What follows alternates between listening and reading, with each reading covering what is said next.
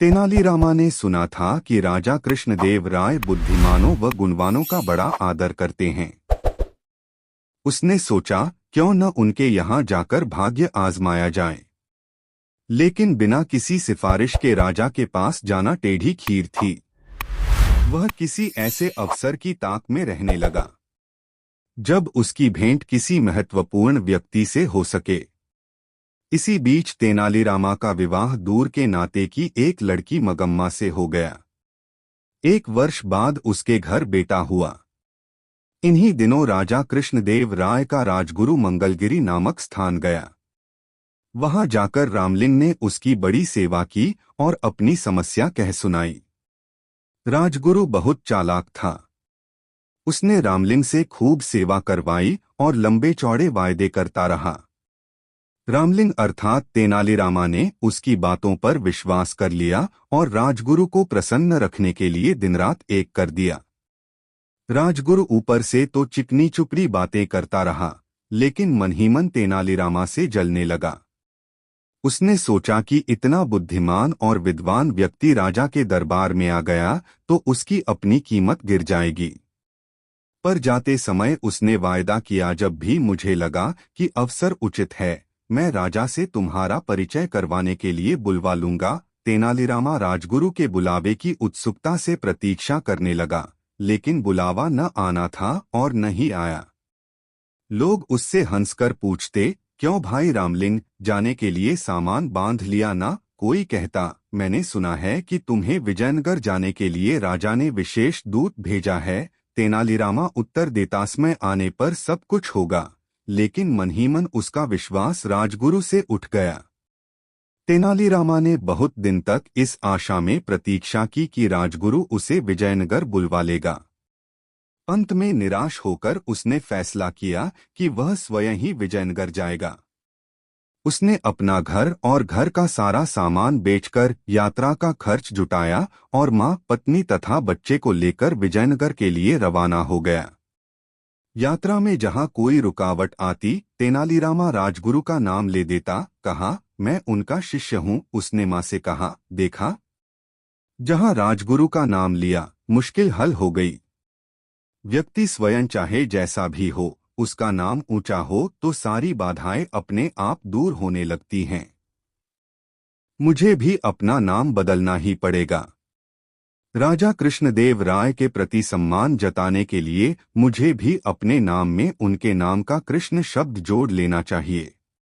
आज से मेरा नाम रामलिंग की जगह रामकृष्ण हुआ।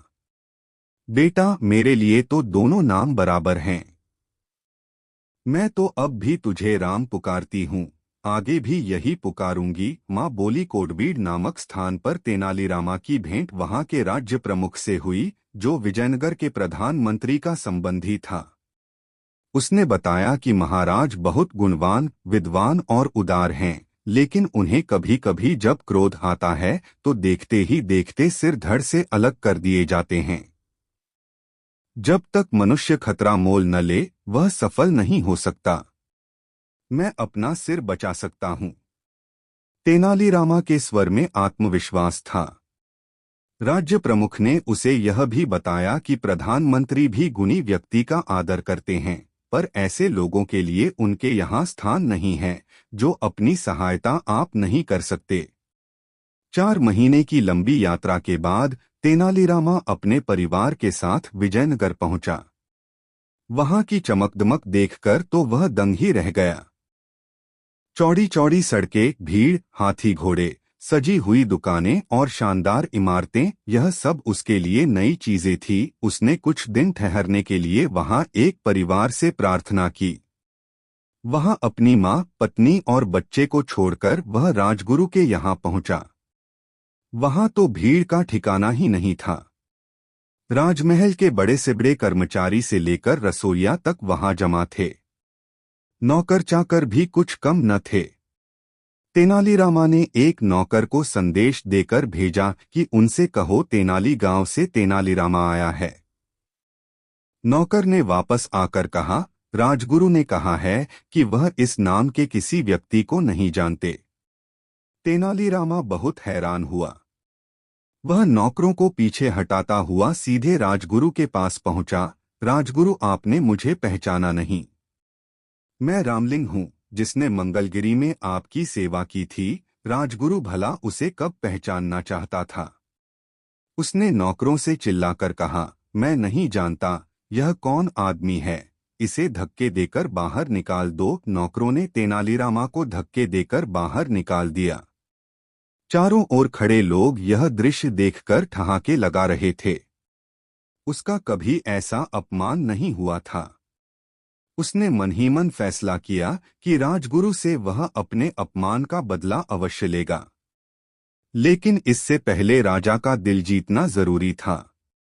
दूसरे दिन वह राज दरबार में जा पहुंचा। उसने देखा कि वहां जोरों का वाद विवाद हो रहा है। संसार क्या है, जीवन क्या है, ऐसी बड़ी बड़ी बातों पर बहस हो रही थी। एक पंडित ने अपने विचार प्रकट करते हुए कहा, यह संसार एक धोखा है।